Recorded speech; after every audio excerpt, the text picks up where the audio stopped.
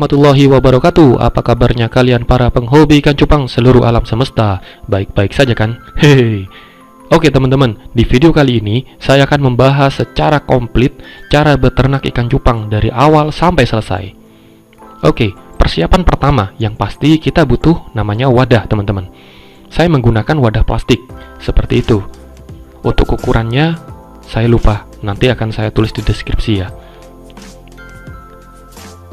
Teman-teman bisa menggunakan wadah apa saja, bisa wadah plastik atau akuarium. Akuarium soliter ini, saya gunakan hanya sekedar untuk penjodohan saja teman-teman. Jadi teman-teman bisa menggunakan wadah apa saja, bisa bak plastik, akuarium, atau menggunakan kolam semen. Yang penting bisa menampung air dan tidak bocor. Tahap selanjutnya adalah persiapan air teman-teman. Air yang saya gunakan adalah air endapan, yaitu air yang sudah diendapkan kurang lebih 24 jam atau 1 hari 1 malam. Air yang digunakan itu bebas, bisa air PDAM atau air sumur. Yang penting sudah diendapkan teman-teman. Tujuannya apa bang diendapkan? Supaya mengurangi kadar-kadar logam beratnya. Gitu teman-teman.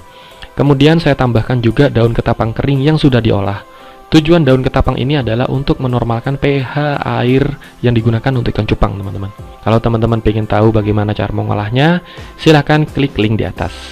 Dan tidak lupa juga saya gunakan garam ikan. Garam ini tujuannya untuk mensterilkan air supaya tidak tercemar oleh bakteri-bakteri. Kalau ada yang tanya teman-teman, bang pakai garam dapur boleh nggak? Silahkan klik link di atas teman-teman, karena penjelasan tentang garam sudah saya bahas di video tersendiri. Tahap yang ketiga adalah pemilihan induk jantan dan induk betina teman-teman. Untuk induk jantan, pilih yang sehat, umur minimal 6 bulan. Kenapa umur minimal 6 bulan? Karena di umur ini, biasanya induk jantan sudah matang kelamin dan dia siap untuk merawat burayak teman-teman. Sedangkan untuk betina, pilih yang perutnya sudah gendut.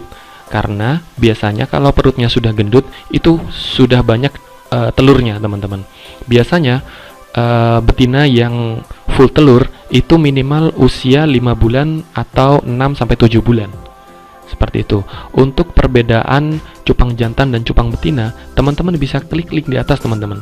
Karena di video tersebut sudah saya jelaskan detail tentang perbedaan ikan cupang jantan dan cupang betina. Tahap selanjutnya adalah proses penjodohan. Penjodohan ini biasanya berlangsung kurang lebih 24 jam teman-teman. Prosesnya adalah pejantan dimasukkan ke dalam bak, sedangkan betina dimasukkan ke dalam toples. Seperti itu teman-teman. Tujuannya apa? Supaya pejantan bisa bebas membuat sarang di dalam bak pemijahan. Jangan kebalik teman-teman. Jadi ingat, jantan itu ditaruh di bak yang luas, sedangkan betinanya ditaruh di toples yang kecil, lalu disatukan dalam satu wadah tersebut. Biarkan mereka saling melihat, supaya mereka pacaran. Hehe.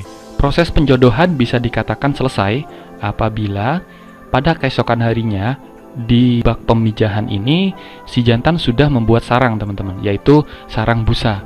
Apabila tidak membuat sarang busa, maka teman-teman bisa menunggu sampai jantannya ini membuat sarang.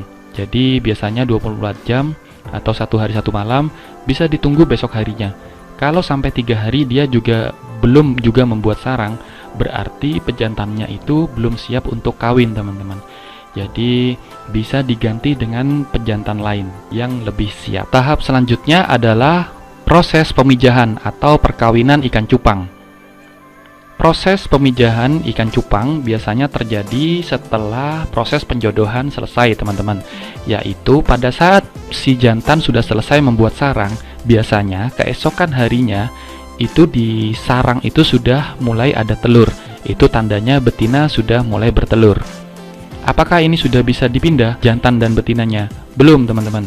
Jadi pada saat proses pemijahan sebaiknya jangan pernah dilihat-lihat dulu.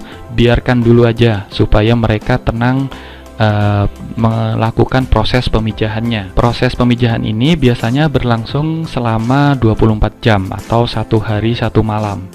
Jadi misal sekarang sudah selesai membuat sarang, biasanya besoknya itu sudah bertelur. Dan kalau betina sudah bertelur, biasanya kelihatan kok teman-teman di sarang busanya itu ada seperti bintik-bintik putih.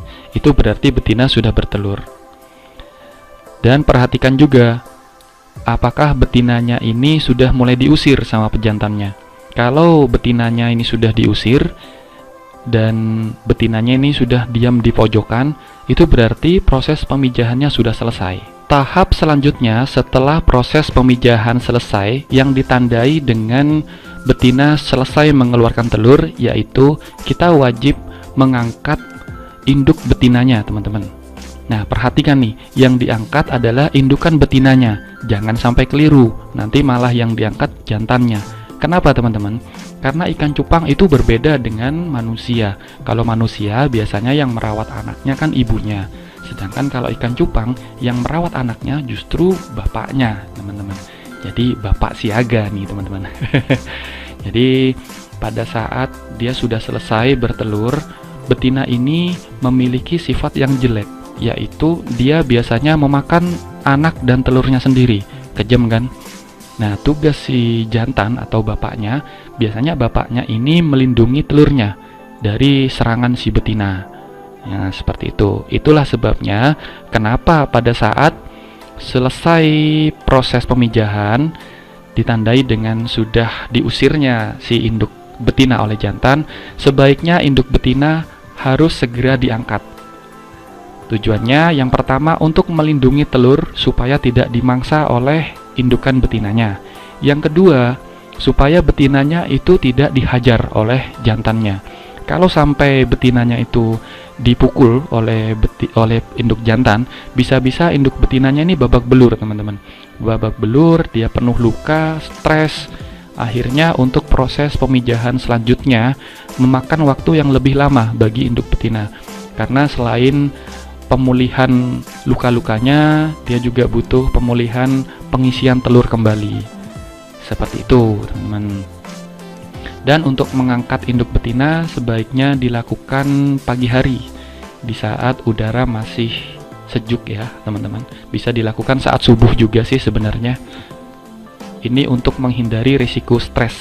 Tahap selanjutnya yaitu setelah betina kita angkat, maka biarkan jantan yang merawat telur dan burayaknya. Induk jantan akan merawat telur hingga telur-telur itu menetas menjadi burayak ikan cupang. Lalu, kapan induk jantan ini bisa kita angkat, teman-teman? Sebenarnya tidak ada acuan pasti kapan induk jantan ini bisa diangkat. Tapi kalau saya, biasanya saya akan angkat pada saat burayak ini sudah terlihat bisa berenang. Sudah terlihat bisa berenang dan dia bisa mencari makan sendiri. Tuh. Kalau untuk patokan hari, biasanya sih di hari ketiga dia kan sudah mulai bertelur. Nah, dari bertelur ke menetas ini kan 1 hari. Pada saat awal menetas sampai umur 3 hari, dia tidak perlu diberi makan dulu kan, karena masih ada kandungan kuning telur di perut burayaknya. Nah, pada masa ini jantan tidak perlu diangkat dulu karena dia masih merawat anak-anak ikan cupangnya. Baru pada hari keempat, pada saat burayak sudah bisa berenang sendiri, baru pejantan bisa kita angkat. Namun saya pernah juga mencoba burayak ini saya biarkan bersama induk jantannya selama 1 bulan. Ternyata tidak apa-apa juga, masih bisa juga. Itu semua tergantung dari induk jantannya, teman-teman. Kalau induk jantannya pintar dan bisa merawat burayak dengan baik, sebenarnya selama apapun tidak masalah. Gitu. Tapi untuk lebih amannya, sebaiknya kita lihat pada saat burayak sudah bisa berenang, baru kita angkat induk jantannya. Seperti itu, teman-teman. Nah, setelah induk jantan diangkat, sebenarnya di fase ini proses pemijahan ikan cupang sudah